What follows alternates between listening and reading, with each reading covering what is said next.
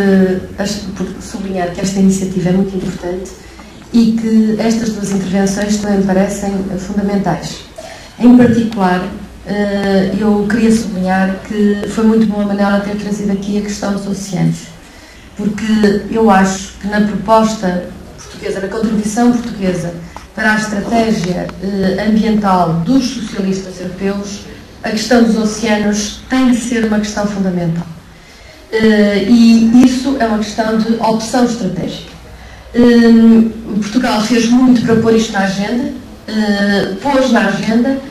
Há a última iniciativa europeia para os oceanos, é de algum modo também fruto do trabalho português, e acho que temos de continuar a apostar nesta dimensão de uma forma muito clara.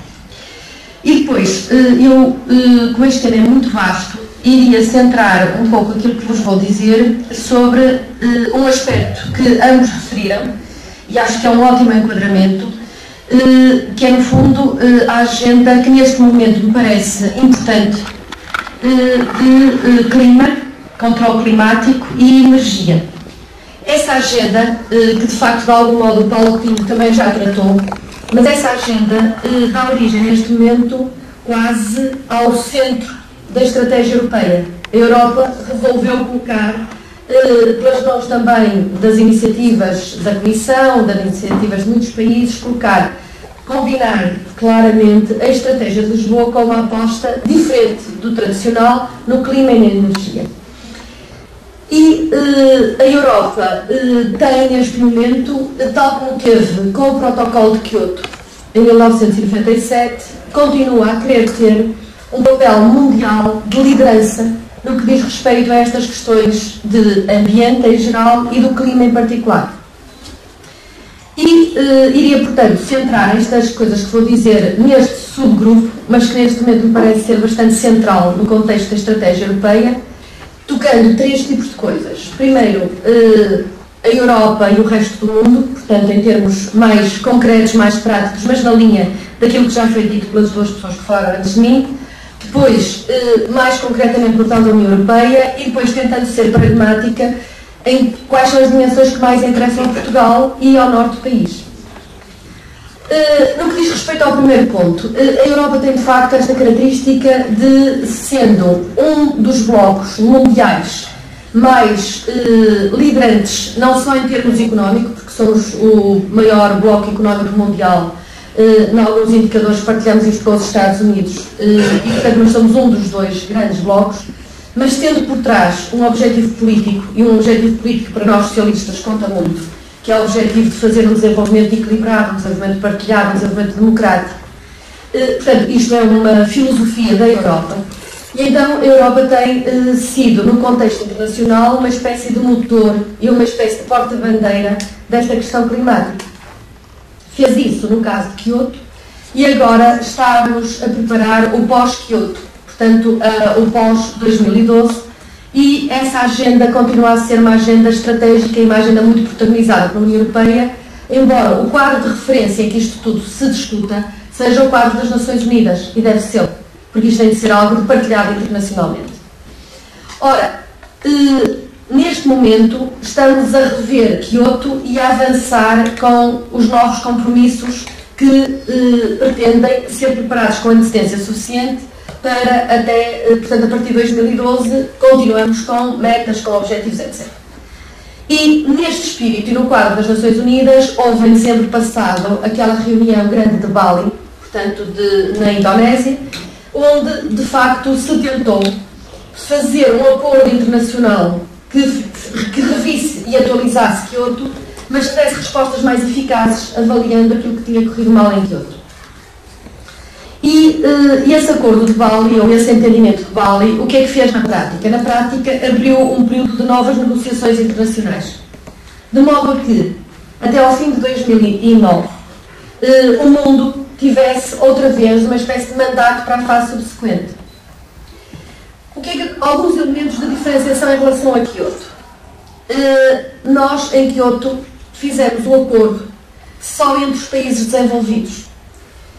E, no pós-Kyoto, houve países que lá assinaram e que depois não assumiram os compromissos. E o que mais prejudicou o andamento de Kyoto foram os Estados Unidos. porque Al Gore estava lá, assinou, mas depois dentro dos Estados Unidos não ratificaram o protocolo de Kyoto e, portanto, a União Europeia mais o Japão ficaram com mandatos claros, os Estados Unidos, que tinham sido uma peça importante da negociação, ficaram fora, e o que é que acontece agora? Agora acontece que, na preparação da fase subsequente, continua-se a fazer pressão para que os Estados Unidos entrem, mas o que acontece é que há grandes mudanças no mundo que determinam que não só os Estados Unidos, mas outros blocos mundiais têm de entrar a sério neste compromisso internacional. E, em particular, neste momento, os Estados Unidos, que são o maior poluidor mundial, já começam a ser ombreados e, em alguns elementos, ultrapassados pela China, que está vindo de um nível de rendimento e de poluição, como dizia, de emissões atmosféricas, que por habitante é muito baixo, mas multiplicado por 1.300 milhões de habitantes, dá um valor grande e um valor quase explosivo. Ao mesmo tempo temos a Índia, e como dizia há bocado o professor Paulo Pinho, aquilo que acontece é que estes países têm de crescer. Eles têm de ter o direito de crescer. Mas o seu crescimento, já com aquilo que nós neste momento já estamos a emitir, está-nos a levar para uma situação em que o objetivo já não é deixar de crescer, porque os gases que já estão emitidos já são suficientes para, mesmo que nós agora todos reduzíssemos imenso, já não conseguíamos parar, porque há uma espécie de uma inércia que continua. Portanto, o que nós estamos neste momento a tentar é limitar o crescimento da temperatura atmosférica a 2 graus, relativamente aos valores pré-industriais, e portanto desses 2 graus, e tentar fazer tudo para que isso aconteça. Portanto, Bali é um espaço de esperança, mas é um espaço apenas ainda muito vago. Há elementos que foram colocados na agenda, por exemplo, o apoio aos países em vias de desenvolvimento, porque, tal como disse o Paulo Pinho, neste momento, e a Manuela também disse isso no modo, neste momento, os grandes culpados daquilo que está a acontecer são os países industrializados. Mas as grandes vítimas são aqueles que, sendo mais pobres e não tendo contribuído quase nada para este problema, estão naquelas zonas onde estas alterações climáticas se fazem sentir com mais força. E, portanto, são as grandes vítimas dos processos de avanço da desertificação, das grandes tempestades que se começam a gerar com muito mais intensidade, e que eventualmente também serão as principais vítimas, por exemplo, do processo de gelo e da subida das águas do mar, porque muitas destas ilhas e destes países que são da zona equatorial, de facto, são países muito frágeis, muito débeis, e onde, de facto, a população não tem os meios nem de informação nem de defesa que nós temos nos países desenvolvidos. E, portanto, esta ideia de que não só temos de reduzir, de mitigar, mas também, ao mesmo tempo, temos de nos adaptar e trabalhar nas adaptações, é uma ideia que neste momento está na agenda internacional. Portanto, eu acho que uma das mensagens, tentando ser concreta, é que nós temos de ter um acompanhamento político da evolução da agenda, porque as negociações agora vai haver um encontro em Potsdam, que é em dezembro, e depois a seguir, portanto, o objetivo é que até ao fim de 2009 se chegue a uma agenda internacional aceitável. E nós temos europeus também de chegar junto desses países em vias de desenvolvimento e ter uma proposta concreta. Porque eu acho que nós não podemos chegar à China e dizer vocês agora vão se conter. Porque há um lado de direitos humanos que nós às vezes não sentimos porque nos sentimos ameaçados pela China.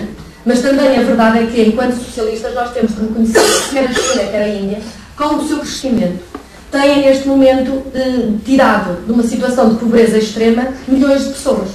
Mas também não nos podemos esquecer que, por exemplo, a África é um continente que nos diz imenso e onde, de facto, as pessoas não contribuíram, ainda não estão a crescer, ainda não estão a desenvolver-se e, no entanto, começam a ser as vítimas principais do problema. E, portanto, isto é um assunto que eu acho que nós temos de acompanhar a agenda e de irmos fazendo pressão. É evidente que o que vai acontecer nos Estados Unidos é determinante, porque é muito difícil pedir à China ou à Índia que entrem num processo de negociação e que, ao mesmo tempo, o maior poluidor mundial, com o maior índice per capita de riqueza, se auto-exclua deste processo. E, portanto, aquilo que vai acontecer nos Estados Unidos é fundamental e vamos ver o que é que, digamos, o resultado político eleitoral vai originar em termos concretos. Pronto, isto é um primeiro quadro que eu acho que era importante nós partilharmos.